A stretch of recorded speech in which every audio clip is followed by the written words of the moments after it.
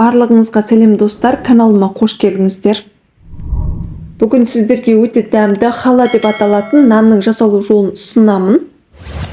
Жұп-жұмсақ болып шығады, оңай жасалады. Әдемілігімен, дәмділігімен, хош иісімен мен отбасымды таң қалдырды. Кез келген мерекелік дастарханға, қадірлі қонақтарға ұялмай ұсынуға болады.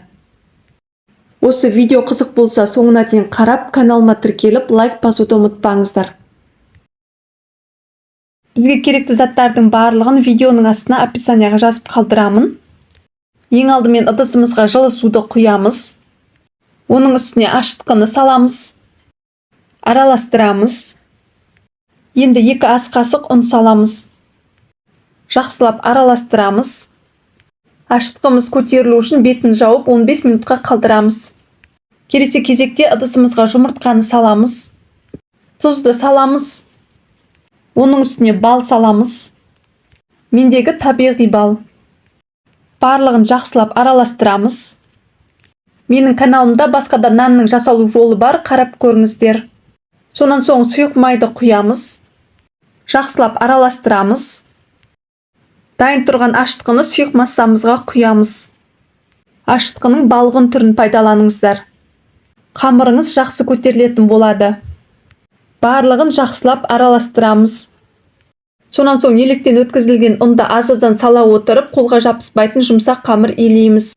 Мен описанияда жазып қойған ұннан сізде көп немесе аз кетуі мүмкін. Ең бастысы қолға жабыспайтын жұмсақ қамыр шығу керек.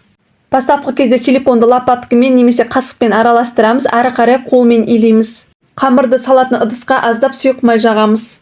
Бізде қолға жабыспайтын жұмсақ қамыр дайын. Қақпағын жабамыз, бөлме температурасына 2 сағатқа қалдырамыз. Мінекей достар, қамырымыз дайын. Сонан соң қамырды 2-ге бөлеміз. Қамыр жұмсақ, қолға қатты жабыспайды, жұмыс жасауға өте ыңғайлы. 2 бөлікке бөліп алған қамырдың біреуін 4 бөлікке бөлеміз. Барлығы бірдей болу үшін таразымен өлшеп алдым. Сонан соң қамырды дөңгелектейміз. Осы 4-ке бөлінген қамырдан 1 нан шығатын болады. Енді екінші қамырды 6 бөлікке бөлеміз. Таразымен бірдей болу үшін өлшеп аламыз. Бұл қамырды да дөңгелектейміз. Осы 6-ға бөлінген қамырдан екінші нанды жасайтын боламыз. Мінекей 2 нанның қамырлары дайын. Бетін жауып 10 минутқа қалдырамыз. Ең алдымен 4 бөлікке бөлінген қамырды пайдаланамыз. Қамырдың біреуін алып, видеода көрсетілгендей етіп, жұқа етіп жаямыз. Ұнды пайдаланып отырып жаямыз. Жайып алған қамырды шетінен бастап бос қылмай нығыздап ораймыз. Қамырды жайғанда видеодағыдай ұзынша етіп жаясыздар. Орап алған қамырды видеодағыдай ортасынан бастап 2 жағына қарай ақырындап қозғалтып отырып созамыз. Қамырдың ұзындығы 35 сантиметрдей болады. Қалған 3 қамырды дәл осылай қайталап шығамыз. Дайын болған қамырды видеодағыдай қоямыз. Қамырдың ұшын видеодағыдай жақсылап жабыстырамыз. Сонан соң видеода көрсетілгендей етіп қамырды өріп шығамыз. Менің каналыма тіркелмеген болсаңыздар, тіркеліп қойыңыздар. Алда бұйырса көптеген тағамдардың жасалу жолдарын салатын боламын. Қамырдың 2 шетін жақсылап бекітеміз. Дайын болған қамырды формаға пергамент қағазын төсеп орналастырамыз. Қамырдың бетін жабуды ұмытпаймыз. Енді 6 бөлікке бөлінген екінші нанның қамырын дайындаймыз. Видеодағыдай жұқа етіп жаямыз. Видеодағыдай нығыздап ораймыз. Ортасынан бастап шетіне қарай ақырындап қолымызбен созамыз. Ұзындығы 25 сантиметрдей болады. Қалған қамырларды дәл осылай қайталап шығамыз. Қамырдың барлығын дайындап алдым, ұштарын ашылып кетпейтіндей етіп жабыстырамыз. Сонан соң қамырды видеодағыдай өріп шығамыз. Барлығын осы видеодағыдай жасайтын болсаңыздар, нанның формасы әдемі болып шығады. Менің каналымда жылдам дайын болатын таңғы асын жасалу жолдары бар, қарап көріңіздер.